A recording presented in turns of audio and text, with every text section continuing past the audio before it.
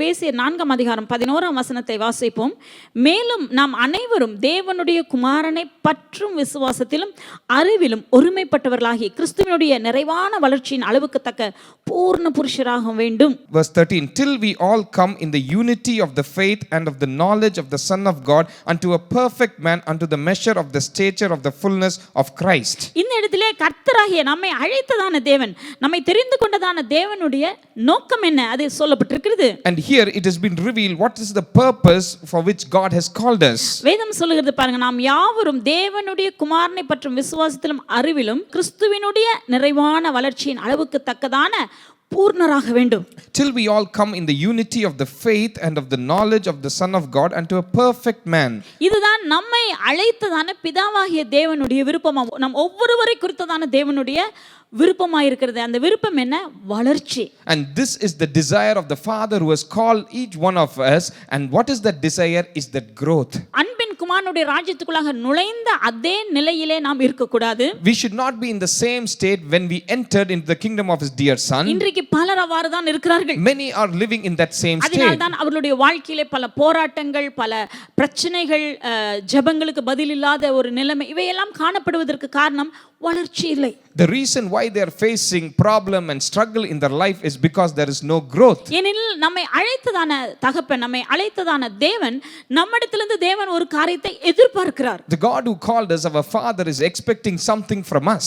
எப்படியாக ஒரு நிறுவனமானது, மேலான நிறுவனமானது அந்த அதிக நியமிக்கப்பட்டதான அதிகாரியின் இடத்திலிருந்து சில காரியங்களை எதிர்பார்க்கிறதோ அதே போல நம்மை அழைத்ததான பிதா நம்மிடத்திலிருந்து சில காரியங்களை எதிர்பார்க்கிறார். How a company expects something from the people whom they have appointed, in the same manner our heavenly Father expects something from us. எப்படியாக ஒரு நிறுவனம் என்ன எதிர்பார்க்கிறது? ஒரு வேலை செய்கிறது கூடியதான ஒரு அதிகாரியின் இடத்திலே கொடுக்கப்பட்ட வேலையை நன்றாக புரிந்து கொண்டு அதை திறமையாக அந்த நிறுவனத்துக்கு பிரயோஜனமாக அவர்கள் இருக்க வேண்டும், செயல்பட வேண்டும் என்று எதிர்பார்க்கிறது. When a company appoints a person, it expects that that person would do the work for which he was appointed and does it in a good manner. அப்படியாக அந்த நபர் செய்யும்போது அவர்களுக்கு நல்ல உயர்வு, ரிவார்ட்ஸ் மற்றும் பிரதிபலன்களை தருகிறார்கள், அவர்களை நன்றாக பாராட்டுகிறார்கள், பல இன்சென்டிவ்ஸ் கொடுப்பதன் மூலமா இதெல்லாம் இந்த உலகத்திலே நாம் பார்க்கும் நிறுவனத்திலே நடக்கிறது. And when they do the job in a good manner, then that enterprise will reward them and award them and promote them. All these things happen in this world. அதே போல நம்முடைய தேவனாகிய கர்த்தர் நம்மை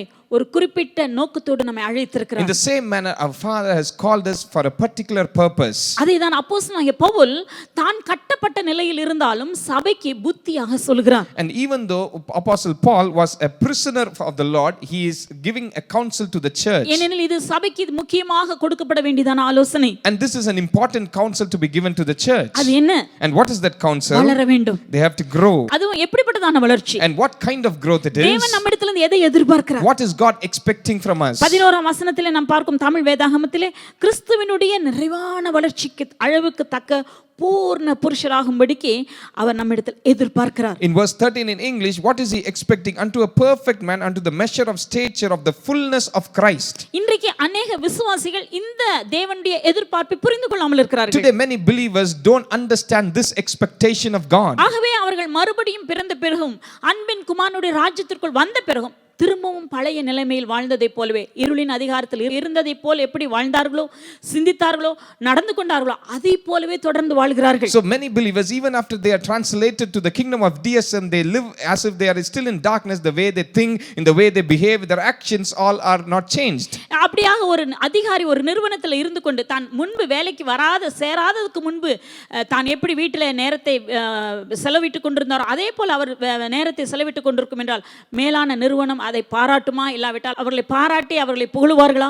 If a company when it appoints a person, if that person does the same thing while he was not appointed, like in his house he used to spend his time, will that company reward or appreciate that person? இன்றைக்கு அப்படிதான் அநேகர் நினைத்துக் கொள்கிறார். ஆண்டவருடைய ராஜ்யத்துக்குள்ள வந்த பிறகு நம்ம எப்படி வேண்டுமானாலும் வாழ்ந்து விடலாம், என்ன வேண்டுமானாலும் செய்யலாம் என்று ஒரு மனப்பாங்கிலே இருக்கிறார்கள். Even today many think that after they have come into the kingdom of DSN, they can imagine or think whatever they want and live whatever they like. 4ஆம் அதிகாரம் 12 12ஆம் வசனத்தில் இன்னும் தொடர்ந்து பார்க்கலாம். பரிசுத்தவான்கள் சீர்பொருந்தும் பொருட்டு சுவிசேஷ ஊழியத்தின் வேலைக்காகவும் கிறிஸ்துவின் சரீரமான சபையானது பக்தி விருத்தி அடைவதற்காகவும் அவர் சிலரை அப்போஸ்தலராக, சிலரை தீர்க்கதரிசிகளாக, சிலரை சுவிசேஷகராக, சிலரை மேய்ப்பராக, போதகராக அவர் ஏற்படுத்தியிருக்கிறார். In verse 11 and 12, and he gave some apostles, some prophets, some evangelists, some pastors and teachers for the perfecting of the saints, for the work of the ministry, for the edifying of the body of Christ. திரும்பமாக நம்ம பார்க்கிறோம் இந்த 12வது வசனத்தில் பாருங்க, சபையானது பக்தி விருத்தி அடைவதற்காக. In verse 12, for the edifying of the body of Christ. கிறிஸ்துவின் சரீரம், அந்த இடத்துல பாருங்க, கிறிஸ்துவின் சரீரமாகிய சபை. And here it is written the body of Christ, which is the church. அப்படினால் நீங்கள் ஒவ்வொருவரும், நாம் எல்லாரும் இணைந்து நாம் யாவரும் கிறிஸ்துவினுடைய சரீரமாக இருக்கிறோம். That means we all are joined together and we are the body of Christ. இந்த சரீரமானது வளர வேண்டும். And this body has to grow. அதைதான் வசனம் சொல்கிறது, பக்தி விருத்தி அடைவனும். சபையானது பக்தி விருத்தி. பக்தி விருத்தி என்று சொல்லும்போது அந்த இடத்துல ஏற்கனவே ஒரு பக்தி இருக்கிறது.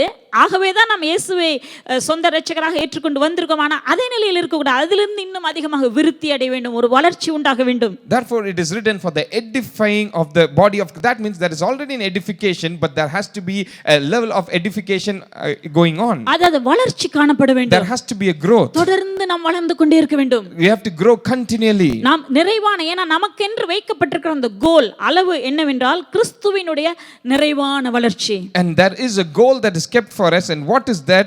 Till the measure of stature of the fullness of Christ. நாம் ஒவ்வொருவரும் அந்த அளவுக்கு வளர வேண்டும் என்று தேவன் சபையில் உள்ளவர்களை தேவன் எதிர்பார்க்கிறார். And God expects each one of the church believers to grow in that measure. அந்த அளவு, இதுதான் நமக்கு முன்பதாக இருக்கிறதான கோல். And that is our goal that is before us.